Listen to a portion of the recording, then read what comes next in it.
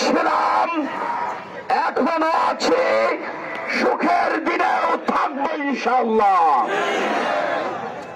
বসন্তের কোকিল হয়ে আপনাদের ভোটটা নিয়ে হারিয়ে যাওয়ার নেতা আমি নয়। কর্মীদের কিনে নিয়ে কর্মীর মাথার উপরে ছড়ি ঘোরানোর নেতা আমি নয়। কর্মীদের প্রয়োজনে কাজে লাগিয়ে কর্মীদের ছুঁড়ে ফেলার নেতাও আমি নয়। আজকের এই মিছিল থেকে আমরা দায়িত্বহীন ভাবে ঘোষণা করছি, আগামী 12 তারিখের নির্বাচন হবে দুর্নীতির বিরুদ্ধে নির্বাচন। আগামী 12 তারিখের নির্বাচন হবে চাঁদাবাজের বিরুদ্ধে নির্বাচন। আগামী 12 তারিখের নির্বাচন হবে মানুষের মৌলিক অধিকার আদায়ের নির্বাচন। আগামী নির্বাচন হবে দখলদারের বিরুদ্ধে নির্বাচন। আগামী নির্বাচন হবে বসন্তের কোকিলদের বিরুদ্ধে নির্বাচন।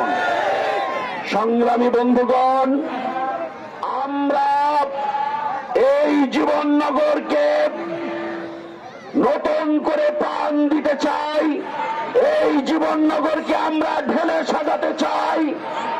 এই জীবননগরের রাস্তাঘাট, পুল, সাকত, মসজিদ, মন্দির, এতিমখানা, সরাইখানা, প্রত্যেকটা জায়গায় উন্নয়নের ছোঁয়া আমরা নিয়ে যেতে চাই।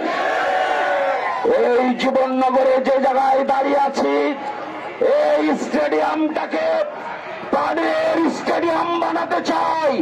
জীবননগরের যুবকদের প্রাণের কেন্দ্র বানাতে চাই। এই জীবননগর উপজেলার শিক্ষা প্রতিষ্ঠানগুলো আধুনিকায়ন করা, মাদ্রাসার শিক্ষার অগ্রগতি নিয়ে যাওয়া, ব্যবসায়িকদের নিরাপত্তা দেওয়ার সর্বোচ্চ চেষ্টা করা হবে ইনশাআল্লাহ। সংগ্রামী বন্ধুগণ, আমরা আগেও বলেছি, এখনো বলতে চাই, কোন মানুষের ঘর ভাঙার জন্য আমরা রাজনীতি করি না। মানুষের ঘর বাঁধার জন্য আমরা রাজনীতি করি। কোন মানুষের ঘরে আগুন দেওয়ার জন্য আমরা রাজনীতি করি না। মানুষের ঘরে শান্তি আনয়নের জন্য আমরা রাজনীতি করি।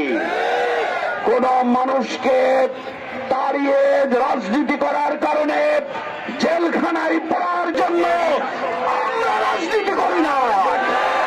সবাইকে নিয়ে কাজ করার জন্য আমরা রাজনীতি করি। নিজেদের